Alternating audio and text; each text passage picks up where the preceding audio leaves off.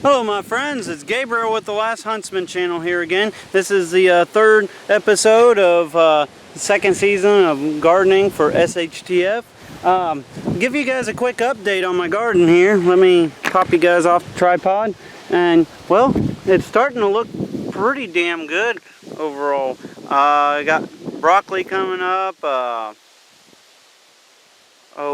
cucumbers, green beans, got the whole 9 yards coming up. The only one that's not doing quite as good as I'd like is the tomatoes, and my strawberries are starting to kind of dry up just a little bit too.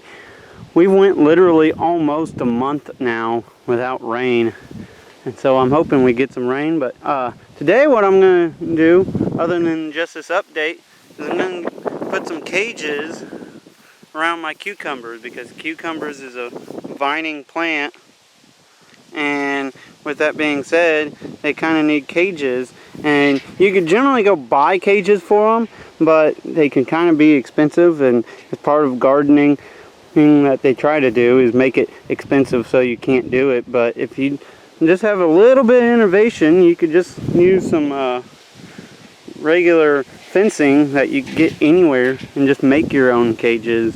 So with that being said, I'll show you guys how I make my cages and put them together for you.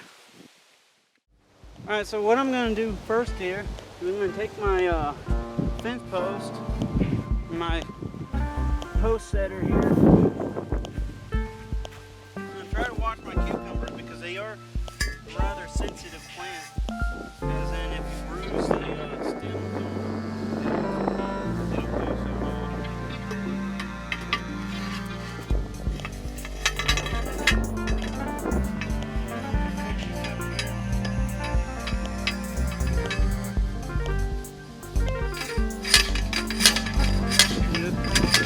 Fortunately for me, my ground is pretty soft here, so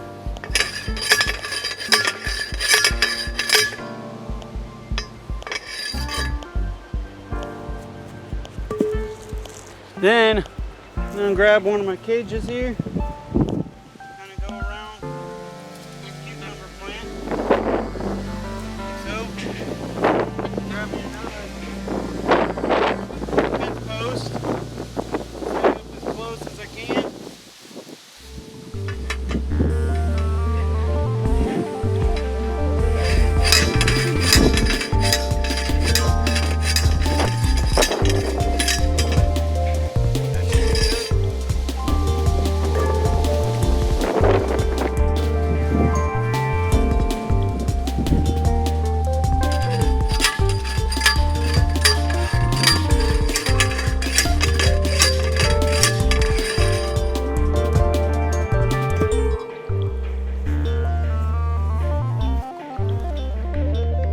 Alright, the next thing I'm going to do here to make sure my cage don't blow away is I got some galvanized steel wire. You could use even just regular tie wire, it don't got to be anything special. I'm just going to cut me off a little piece here. I'm just going to wrap it around my fence post here and attach it onto my cage. Probably use way too much right there.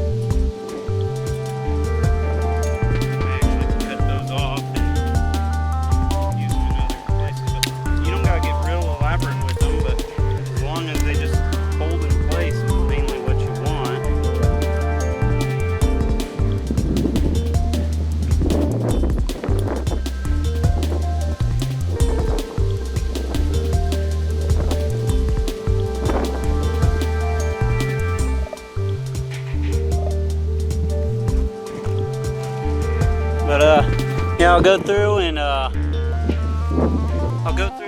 put tie wire on all these, and then I'll show you guys the finished product.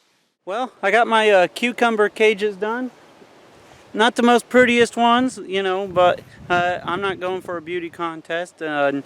Personally, I think, you know, in the preparedness world, you should learn to use what you got on hand. You know, you don't always have to buy everything. Everybody's always going on about gear this and gear that, and I'm kind of a gear junkie myself. However, you know, sometimes it's using the old second-hand stuff that you got.